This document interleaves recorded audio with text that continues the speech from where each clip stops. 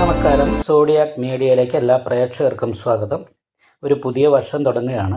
ആ പുതിയ വർഷത്തെ ആദ്യത്തെ മാസമാണ് ഈ വരുന്ന ജനുവരി മാസം. അപ്പോൾ ഈ മാസത്തിൽ പൂര നക്ഷത്രക്കാരുടെ ഗുണദോഷ ഫലങ്ങൾ എന്തൊക്കെയാണ് എന്നൊന്ന് നോക്കാം. പൂര നക്ഷത്രക്കാരെ സംബന്ധിച്ചിടത്തോളം അനുകൂലമായിരിക്കുന്ന ഗുണഫലങ്ങൾക്ക് തന്നെയാണ് ആധിക്യമുള്ളത്. കാരണം എന്താ വെച്ചിട്ടുണ്ടെങ്കിൽ സർവാഭിഷ്ട സ്ഥാനത്താണ് സർവേശ്വരകാരകനായിരിക്കുന്ന വ്യാഴം സഞ്ചരിക്കുന്നത്. അപ്പോൾ അത് അനുകൂലമായിരിക്കുന്ന ഒരു ഗുണമാണ്. മാത്രമല്ല ഭാഗ്യാധിപതി സർവാഭിഷ്ട സ്ഥാനാധിപതിയോടും ധനാധിപതിയോടും യോഗം ചെയ്തിട്ട് ലഗ്നത്തിൻ്റെ 5ാം ഭാവത്തിൽ നിൽക്കുന്നുണ്ട്. അപ്പോൾ അതുകൊണ്ട് തന്നെ നല്ല ഭാഗ്യം അനുഭവിക്കാനായിട്ട് സാധിക്കും. കുടുംബ സംബന്ധമായിരിക്കുന്ന ഭാഗ്യം, അതുപോലെ പിതൃസ്ഥാനീയരായിരിക്കുന്ന വ്യക്തികളുടെ ഭാഗത്തു നിന്ന് അനുകൂലമായിരിക്കുന്ന ഗുണങ്ങൾ അനുഭവിക്കാനുള്ള യോഗമുണ്ട്. സാമ്പത്തികമായിരിക്കുന്ന അഭിവൃദ്ധിക്ക് യോഗമുണ്ട്. എന്നാൽ കർമാധിപതിയും സഹായ സ്ഥാനാധിപതിയും അഷ്ടമത്തിലാണ് നിൽക്കുന്നത്. ലഗ്നാധിപതിയോട് യോഗം ചെയ്തിട്ടാണ്.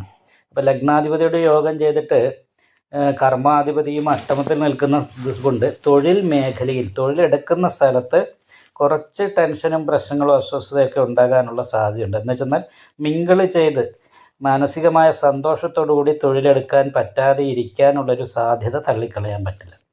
അതുപോലെ തന്നെ പ്രധാനപ്പെട്ട ഒരു കാര്യമാണ് 7ാം ഭാവത്തിൽ അമൃതവർഷകണ്ഠകാരകനായിരിക്കുന്ന രാഹുവാണ്.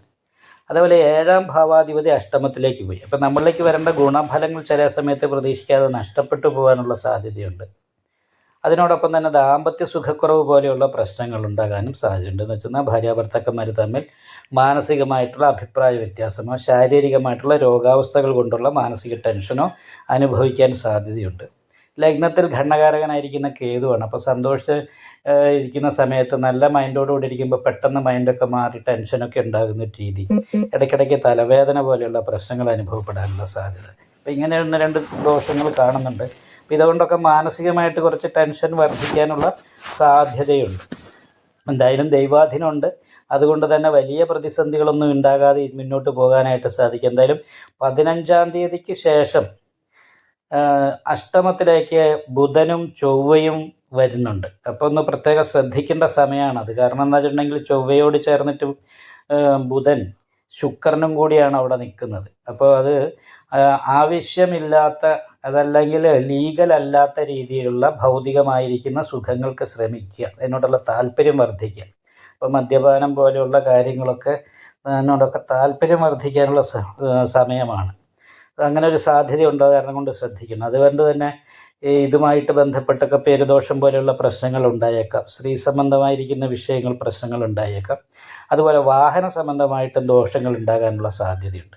അപ്പം അതുകൊണ്ട് പ്രത്യേകിച്ച് ശ്രദ്ധിക്കുന്നു മാത്രമല്ല, അതിനോടൊപ്പം ദോഷങ്ങൾ വരാതിരിക്കാനുള്ള പരിഹാരങ്ങൾ കൂടി ചെയ്യണം. അപ്പോൾ പരിഹാരം ചെയ്യുക എന്ന് പറഞ്ഞിട്ടുണ്ടെങ്കിൽ ദേവീക്ഷേത്രത്തിലും ശിവക്ഷേത്രത്തിൽ യഥാശക്തി വഴിപാട് ചെയ്യണം, ഗണപതി ഹോമം ചെയ്യണം, നന്നായിട്ട് പ്രാർത്ഥിക്കണം, ശനീശ്വരന് നീരാഞ്ജനം വഴിപാടും ചെയ്യണം. കാരണം അഷ്ടമത്തിലാണ് ശനി നിൽക്കുന്നത്. ദാമ്പത്യ തടസ്സമൊക്കെ ഉണ്ടാകുന്ന കാരണം കൊണ്ട് അയ്യപ്പ ക്ഷേത്രത്തിൽ നീരാഞ്ജനം വഴിപാട് ചെയ്യുക, അതിനോടൊപ്പം തന്നെ നാഗപൂജ ചെയ്യുക, നന്നായിട്ട് പ്രാർത്ഥിക്കുകയും ചെയ്താൽ ഈ മാസം ഗുണഫലങ്ങൾ അനുഭവിക്കാൻ സാധിക്കും.